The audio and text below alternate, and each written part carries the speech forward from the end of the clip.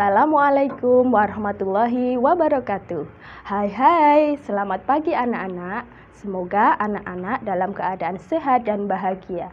Hari ini kita akan belajar tema 7, subtema 4, pembelajaran 2, yaitu kebersamaan di tempat wisata. Sebelum mulai pembelajaran, seperti biasa, marilah kita berdoa untuk kelancaran kegiatan pembelajaran pada hari ini. Berdoa dipersilakan. Berdoa selesai.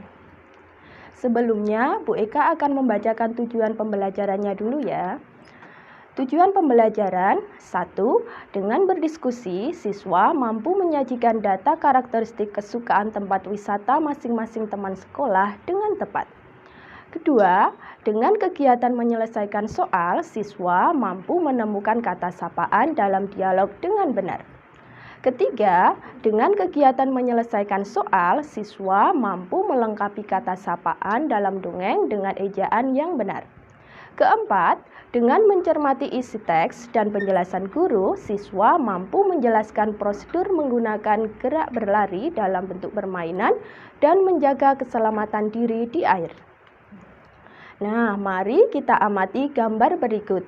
Ini adalah gambar Udin dan Siti beserta teman-temannya bermain kipas angin di air.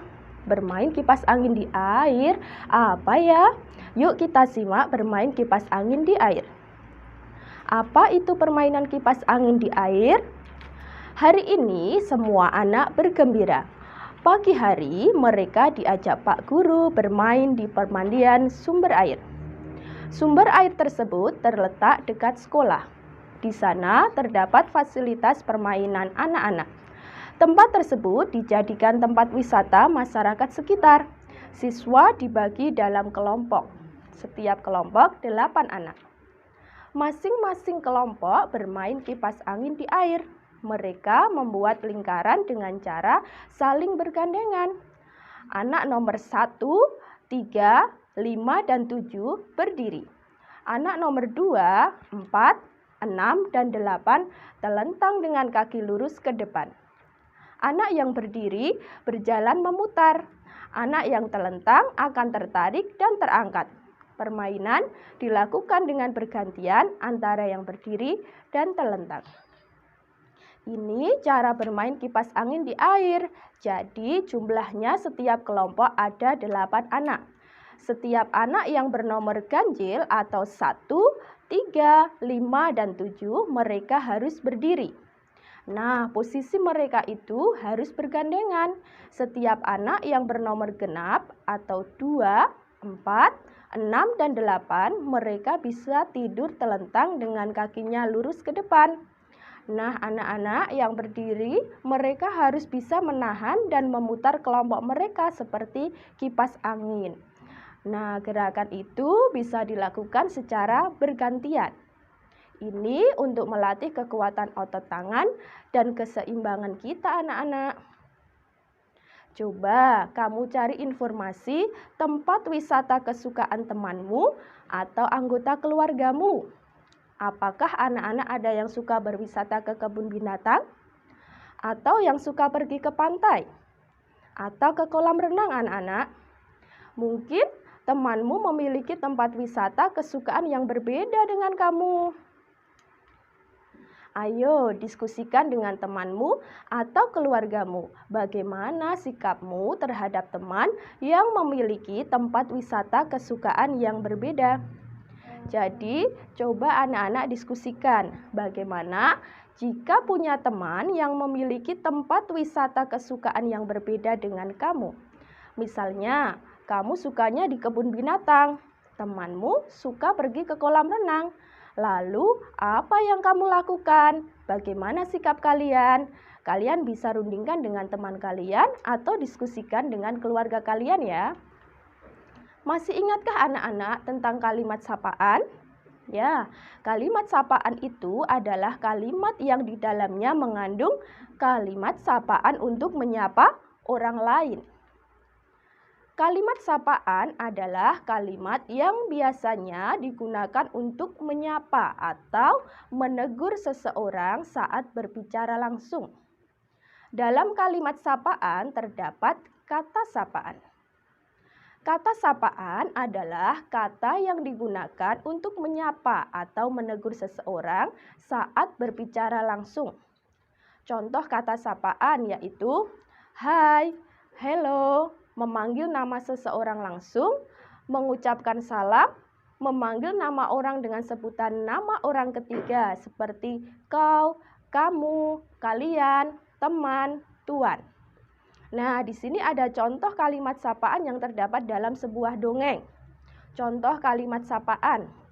Maaf buaya, sebenarnya kami kesini ingin berbicara denganmu, ucap kerbau.